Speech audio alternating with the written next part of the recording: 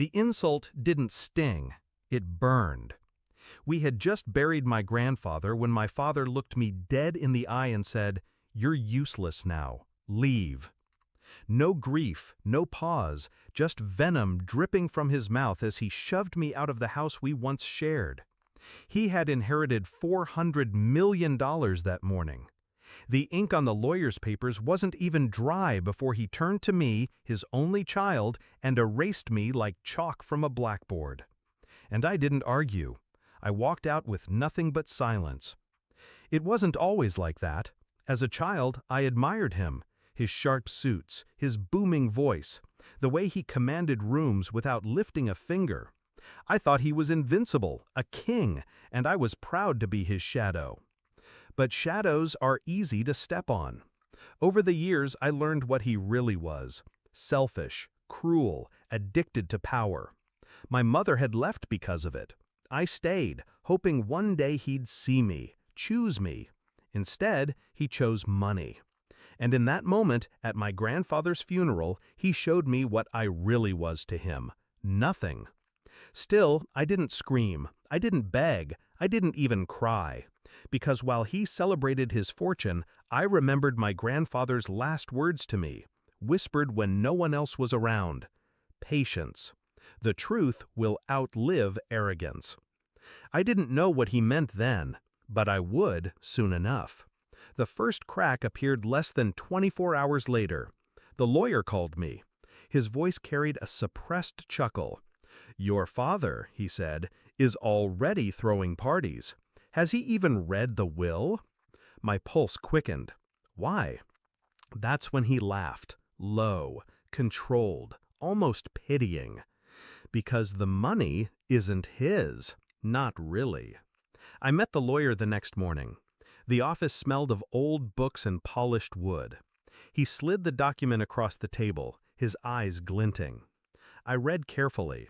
My grandfather had left everything, every cent, every property, every share, in a trust. And the trustee wasn't my father. It was me. My father was named only as a temporary caretaker, stripped of power the moment he abused it. One clause sealed it.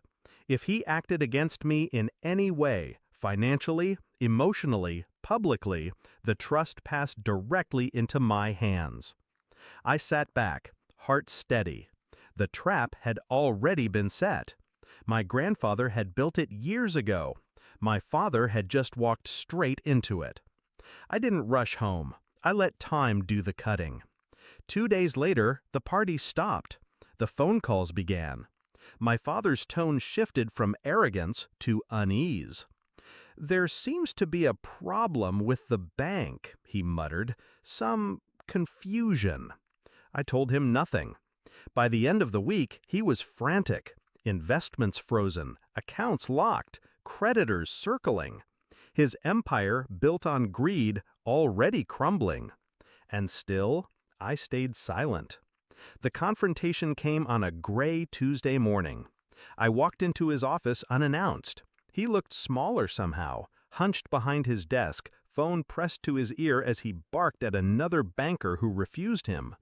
When he saw me, the blood drained from his face. "You," he hissed, standing. "This is your doing." I cut him off with calm precision. "No, father, this is yours. Did you even read the will?" His mouth opened, closed. The color left his cheeks as the truth clicked into place. I placed the document on his desk. "You inherit nothing," I said. "Grandfather trusted me, not you. You were a placeholder. And the moment you threw me out, called me useless, you voided your rights. Every dollar is mine now." Silence filled the room, heavy, crushing. Then I leaned closer, my voice a whisper sharp enough to cut. "You destroyed yourself in 24 hours." He sank into his chair, hands trembling. The man who once towered over me looked like a child who had just been scolded. "Please," he muttered, barely audible. "We can work something out." I didn't let him finish. "No. You had everything, and you threw me away. Now I'll show you what useless feels like. Walking out of that office, I felt lighter than I ever had. For years, I'd lived in his shadow, waiting for approval that never came. But the truth was simple. I never needed him. He needed me. My grandfather had seen it long before I did. Now, the fortune was mine. But more than that, the power was mine. I didn't destroy my father. He destroyed himself. All I did was hold up the mirror my grandfather left behind. And the look on his face when he saw what he'd done? That was worth more than 400 million.